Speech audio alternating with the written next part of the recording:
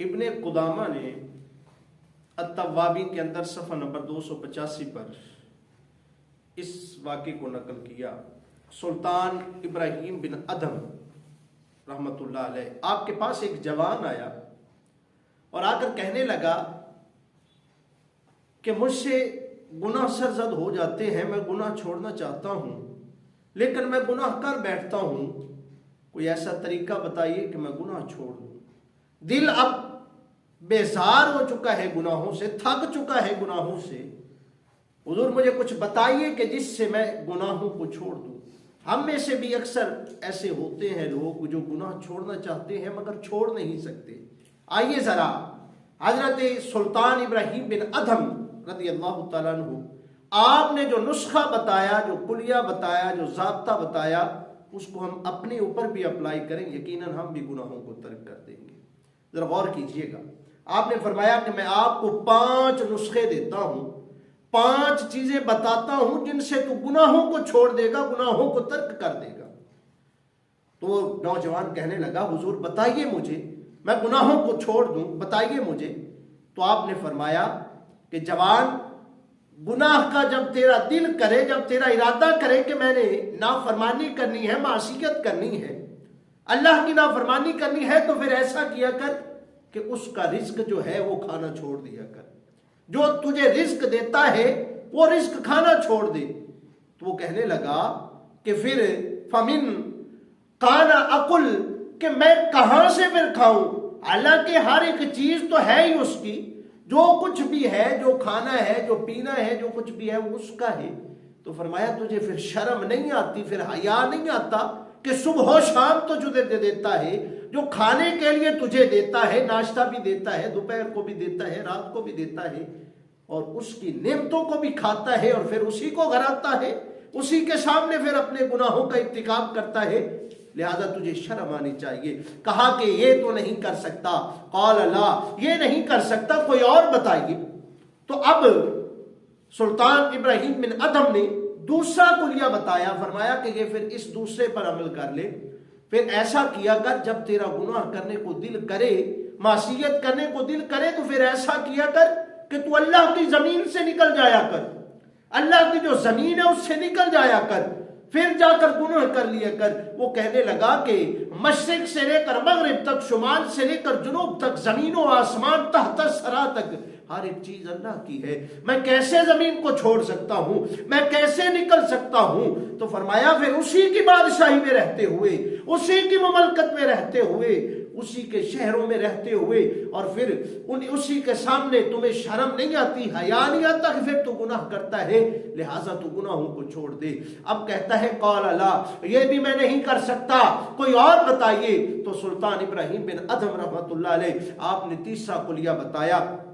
آپ نے فرمایا اگر وہ نہیں کر سکتے تو پھر یہ کیا کر کہ جب تیرا گناہ کو دل کرے، جب تو معصیت کرنا چاہے، جب تو گناہ کا ارتکاب کرنا چاہے، تو پھر یہ کیا کر کہ پھر وہاں پر جا کر گناہ کیا کر جہاں پر تجھے اللہ نہ دیکھ رہا ہو، جہاں پر تجھے وہ رب العالمین نہ دیکھ رہا ہو، وہاں پر گناہ کر لیا کر۔ وہ کہنے لگا نوجوان کہ یہ کیسے ممکن ہو سکتا ہے، وہ تو کالی رات کے اندر، کالے پہاڑ کے اندر، بند کوٹھڑی کے اندر ایک کالی چونٹی جو ہے، اس کے جو بولنے کی آواز ہے، رینگنے کی آواز ہے، اس کو بھی سنتا ہے۔ انہ علیم بذات الصدور، وہ ہے، وہ کیسے نہیں جان سکتا، وہ کیسے نہیں دیکھ سکتا؟ فرمایا پھر کھاتا بھی اسی کا ہے، پیتا بھی اسی کا ہے، اور رہتا بھی اس کی سرزمین میں ہے، اور اس کے باوجود تجھے وہ دیکھتا بھی ہے، پھر بھی گناہ کرتا ہے، پھر تجھے شرم آنی چاہیے۔ وہ کہنے لگا قال اللہ، یہ بھی میں نہیں کہہ سکتا، حضور کوئی اور بتائیے۔ آپ نے فرمایا پھر سن، چوتھی نصیحت سن لے،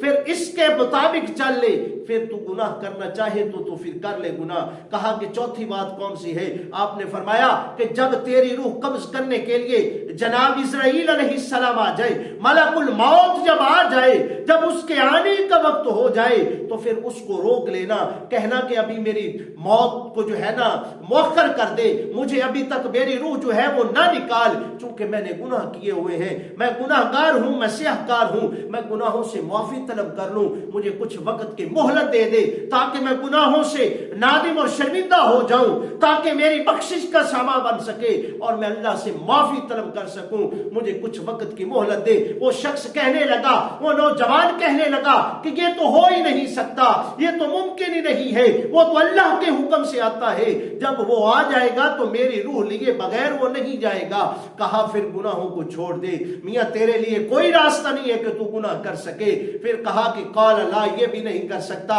फिर फरमाया कि पांचवी बात तुझे कहता हूं, इसके बाद तेरी मर्जी है। उस वक्त उसने कहा कि पांचवी चीज बताइए। तो हजरत इब्राहिम बिन अदहम रहमतुल्लाह अलैह आपने फरमाया कि जब तुझे कल कयामत वाले दिन हुक्म हो, जहन्नुम की तरफ तुझे फरिश्ते लेकर जा रहे हो, तेरे अमाल की वजह से, तेरे करतूतों की वजह से, तेरे गुनाहों और मासीयत की वजह से तुझे अल्लाह के हुक्म से जहन्नुम की तरफ घसीट करने जा रहे हो, तो उस वक्त तो फरिश्तों को रोक लेना और कहना कि मैं अल्लाह की बारगाह में इल्तिजा करना चाहता हूं, रब्बुल आलमीन की बारगाह में दरखास्त पेश करना चाहता हूं कि मौला मुझे माफ कर दे, मेरे गुनाहों को माफ कर दे, मेरी दरखास्त को कबूल फरमा ले और मुझे माफ फरमा दे, मुझे जन्नत अता फरमा दे। क्या इस पर तू कादिर है? वो कहने लगा नहीं नहीं, मैं इस पर भी कादिर नहीं हूं, मैं इस पर भी कादिर नहीं हूं, चूंकि अल्लाह के हुक्म से फरिश्ते तो आएंगे और मुझे जहन्नुम की तरफ लेकर जाएंगे, तो मैं कैसे रोक सकता हूं। तो कहा फिर सोच ले, पांचों बातें बता दी।